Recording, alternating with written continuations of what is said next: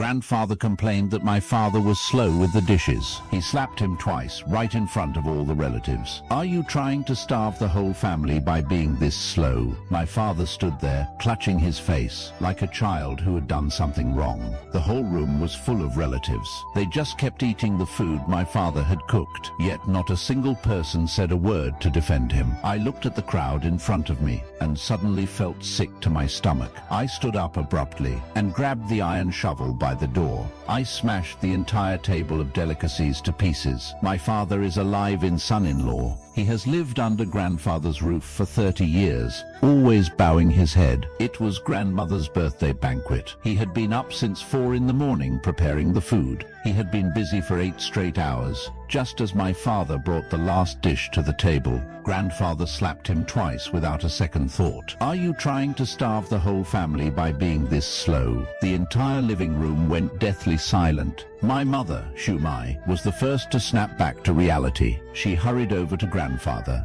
"Dad, please, I am sorry. Chuguo Dong. He did not mean it. It is just that there were too many dishes." Uncle Shu Chiang picked up the biggest piece of pork and popped it into his mouth. "It is fine. It is fine. As long as we can eat, it is fine. Everyone's hungry anyway." Aunt Shu Fang raised her glass with a forced smile. "Brother, your temper still has not changed, hot as a powder keg." The whole family just kept eating the food he made, but not a single person said a word to defend him. My father stood there, clutching his face, like a child who had done something wrong. I looked at the crowd in front of me and suddenly felt sick to my stomach. I stood up. My movement was not large, but in that strange atmosphere, it was enough to draw everyone's gaze toward me. Grandfather Shu Wenshan frowned. "Shu Zhao, sit down. When the elders are talking, why are you standing there?" My mother, Shu Mai, also hurriedly signaled me. "Sit down quickly. Do not make your grandfather angry." I did not pay them any mind. My eyes fixed on the cheek that was swelling red on my father's face. He was still holding his face, his head bowed even lower. I shifted my gaze, looking toward the door where an iron shovel was leaning, the same one my father used this morning to shovel coal for the stove. I walked over. Everyone in the living room watched me, their eyes full of suspicion. He gripped the iron shovel. It was much heavier than I had imagined. I lifted the iron shovel and walked back toward the table cluttered with dishes. Grandfather's face darkened instantly. He slammed his chopsticks onto the table. "Zhu Zhao, what do you think you're doing? Are you trying to rebel?" I still did not say a word. I just stepped in front of the table, swung the iron shovel up, and put all my strength into smashing it down. The entire table of delicacies was instantly sent flying. Everyone was stunned. On grandfather's face and on my uncle's clothes, they were all splattered with grease and food. Grandfather finally came to his senses. He stood up abruptly and pointed at me, trembling with rage.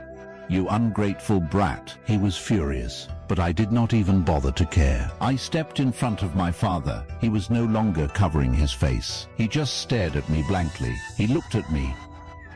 His lips trembled slightly, but he could not get a word out. To him, the idea of leaving was too alien, too extravagant. For 30 years, he had never even considered it. "Where do you think you're going?" Grandfather Shu Wenshan's voice boomed like thunder. He circled around the cluttered dining table and charged straight at me. He raised his hand, ready to strike, but I caught his arm in mid-air.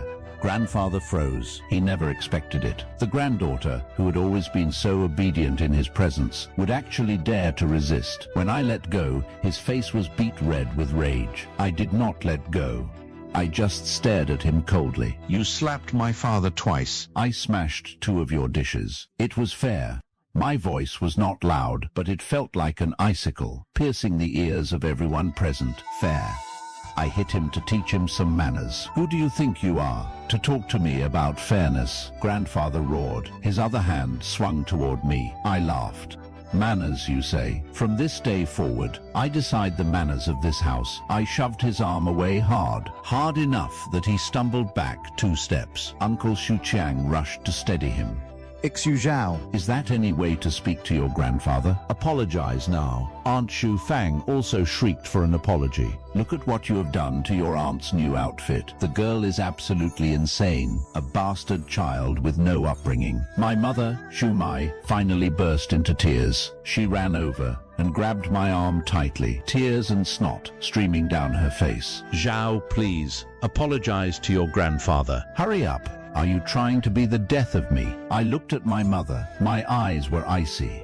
Mother, from the moment he slapped my father, this birthday party was over. From the moment you forced my father to swallow his pride, your daughter's patience reached its limit. My mother looked like she would been struck by lightning. Let go. She looked at me, unable to believe it. I did not bother paying attention to this bunch of lunatics anymore. I looked over at my father instead. I will ask you one last time, Dad. Do you want to stay here and keep being their beast of burden, getting hit, getting scolded? Or will you come with me and live a life with some dignity? All eyes were fixed on my father.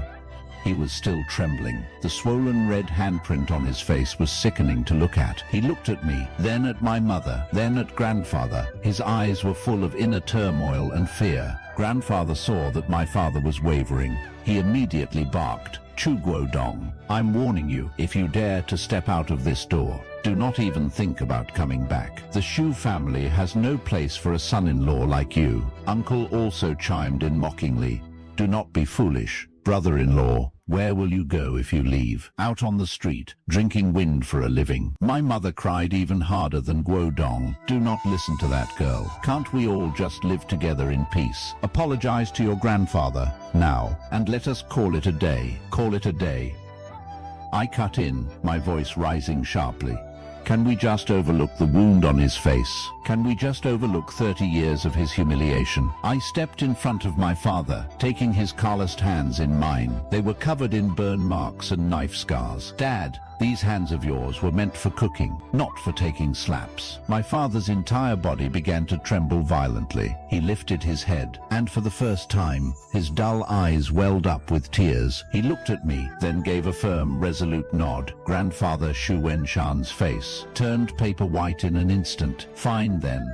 He pointed straight at my father, his finger trembling with rage. "Chu Guodong, if you dare, walk out that door with that brat today. I won't just make sure you're out of the factory. I will make sure you are buried in debt. I will make it so that in this city, you won't even be able to find work as a trash collector." Every word was a threat. The slight straightening of my father's back seemed to show signs of slumping again. My mother, Shu Mai, as if seeing a glimmer of hope, rushed over and grabbed my father's arm. "Guodong, did you hear him? My father is not joking. Our family cannot fall apart. For the sake of Zhao Zhao, you have to endure a little more. Get down on your knees and apologize to my father now." "Kneel." I let out a cold laugh. I grabbed my father's other arm and pulled him away from my mother's grip.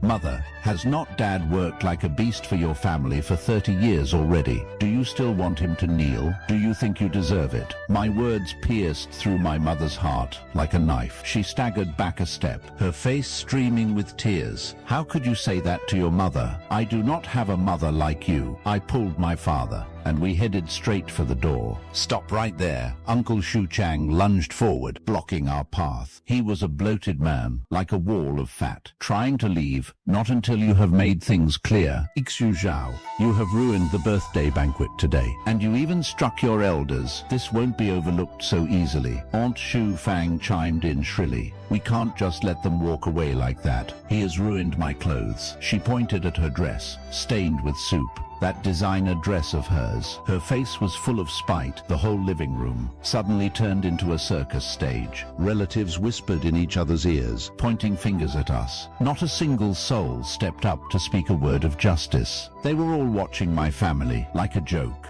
I looked at the uncle blocking my way. My gaze turned icy.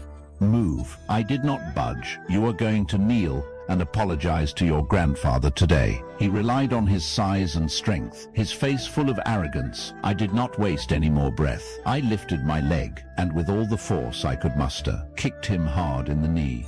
He let out a scream like a slaughtered pig. His body went limp, and he collapsed to the floor instantly. The sight left everyone stunned into silence. I pulled my father up, stepping past my uncle, who was still on his knees. I did not stop for even a second. Behind me, my grandfather roared in fury. "This is total rebellion. Call the police. Call them right now. Arrest these two ungrateful wretches." My mother's sobbing, mixed with my aunt's shrill curses, created an unbearable grating noise. I turned a deaf ear to it all. I just kept pulling my father along, leaving that suffocating house behind. My father stood under the sunlight, staring at his own calloused, weathered hands. He did not say a word for a long time. 2 streams of murky tears silently slid down his swollen red face. That was the humiliation of 30 years, and also the beginning of a new life. My father and I walked side by side down the main street. Between the two of us, we did not even have 300 yuan. After a long while, he asked me softly, "Xu Zhao, Have we been too impulsive?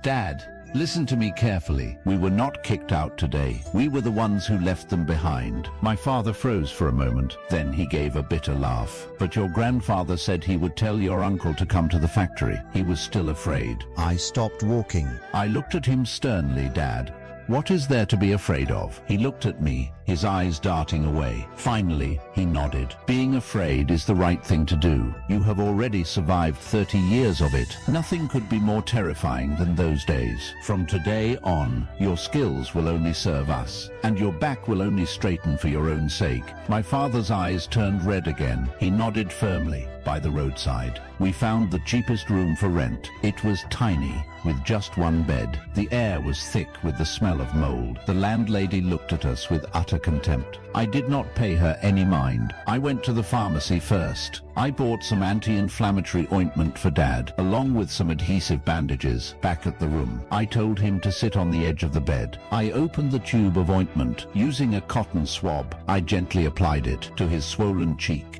The cooling sensation made him flinch instinctively. "Does it hurt a lot?" I asked. He shook his head, but his tears fell uncontrollably. "It does not hurt.